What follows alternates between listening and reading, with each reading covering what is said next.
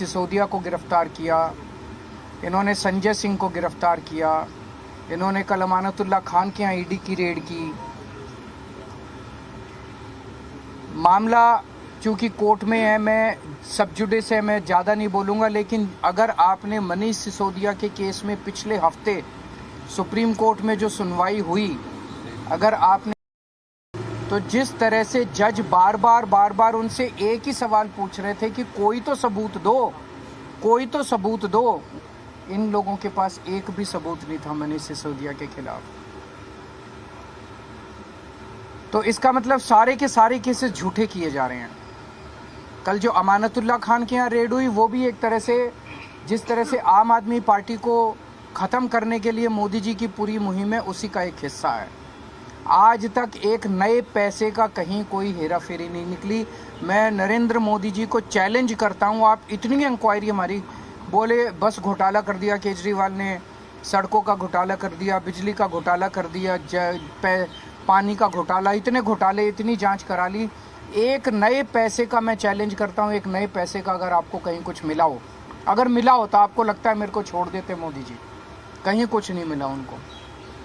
तो ये सारी की सारी जितनी जांच चल रही है, ये सारी फर्जी जांच हैं और उनका मकसद भ्रष्टाचार ख़त्म करना नहीं है। दूसरी पार्टियों के जितने भ्रष्टाचारी हैं, सारे भ्रष्टाचारी उन्होंने अपनी पार्टी में शामिल कर लिए। हमने देखा महाराष्ट्र के अंदर अभी 2 दिन पहले जिन नेताओं को चिल्ला कर मोदी जी ने कहा कि इन्होंने 70,000 करोड़ का घोटाला कर दिया, उन सारे भ्रष्टाचारियों को, जो मोदी जी की नज़र में भ्रष्टाचारी थे, उनको उन्होंने अपनी पार्टी में शामिल कर लिया। उन पे जितने केस कर रहे थे वो सारे केस ख़त्म कर दिए। तो भ्रष्टाचार, गुजरात के अंदर मोरबी ब्रिज गिर गया, मोरबी ब्रिज, कितने लोगों की मौत हो गई, कोई ईडी की रेड नहीं हुई, कोई सीबीआई की रेड नहीं हुई। इनके अपने राज्यों के अंदर, कर्नाटक के अंदर बताते हैं 40% कमीशन वाली सरकार, इनकी सरकार को फेमस कहा जाता था, कोई ईडी की रेड नहीं हुई उनके यहाँ, कोई सीबीआई की। बीजेपी वालों के अंदर, उनकी अपनी सरकारों के अंदर किसी तरह की जांच नहीं होती। अभी सीएजी की रिपोर्ट आई है, उसने इतने सारे इनके घोटाले निकाले हैं, कोई सीबीआई की रेड नहीं होती, कोई ईडी की रेड नहीं होती।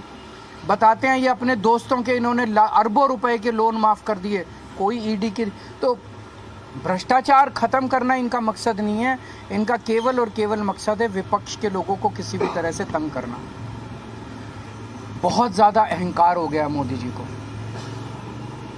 आप टीवी पे देखते हैं जिस तरह से वो चलते हैं, उनकी चाल में अहंकार नज़र आता है, उनकी ज़ुबान में अहंकार नज़र आता है, उनकी बातचीत करने में अहंकार नज़र आता है। जिस तरह से वो अब किसी इंसान को इंसान नहीं समझते।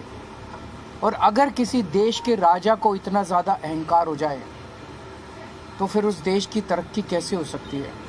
वो तो अब छोटी छोटी चीज़ों पे, हर चीज़ पे वो बदला लेने पे उतारू होते हैं। अगर किसी देश का राजा छोटे छोटे आम लोगों से, हम लोगों की क्या औकात है, हमसे अगर बदला लेने पे, अमानतुल्ला खान की क्या, अगर इनसे बदला लेने पे, छोटे छोटे आम लोगों से बदला लेने पे उतारू हो जाएं, फिर वो देश तरक्की नहीं कर सकता। आज देश का माहौल बहुत ज़्यादा ख़राब हो चुका है। पहली बार ऐसा हो रहा है कि देश छोड़ के लोग दूसरे देशों की, भारत छोड़ के लोग दूसरे देशों की नागरिकता ले रहे हैं। ऐसा कभी नहीं हुआ। इतने बड़े स्केल के ऊपर लोग भारत की नागरिकता छोड़ के, भारत छोड़ के जा रहे हैं। पूरे देश का माहौल ख़राब हो चुका है, व्यापार बर्बाद हो चुका है, उद्योग बर्बाद हो चुका है, व्यापारी डरे हुए हैं, उद्योगपति डरे हुए हैं, आम जनता डरी हुई है, मीडिया वाले डरे हुए हैं, आप सब लोगों को डरा रखा है। तो बहुत ज़्यादा ख़राब है माहौल, लेकिन आम आदमी पार्टी टिकी हुई है, आम आदमी पार्टी डटी हुई है। आम आदमी पार्टी देशभक्तों की पार्टी है, ईमानदार लोगों की पार्टी है। मोदी जी जो मर्जी कर ले, हम झुकने वाले नहीं हैं। संजय सिंह के खिलाफ ईडी ने कहा कि 4 करोड़ रुपए उन्हें रिश्वत दिया गया और कुछ पेपर बताए, साबित तो करे। मैंने भी सुना था ईडी कोर्ट में कह रही थी कि हमारे पास सबूत तो हैं, लेकिन हम दिखाएंगे नहीं। कल ईडी ने कोर्ट में बोला हमारे पास सबूत तो है, हम दिखाएंगे नहीं। तो अगर कोर्ट को ही सबूत नहीं दिखाओगे तो किसको दिखाओगे? अपने घर में रखोगे क्या सबूत?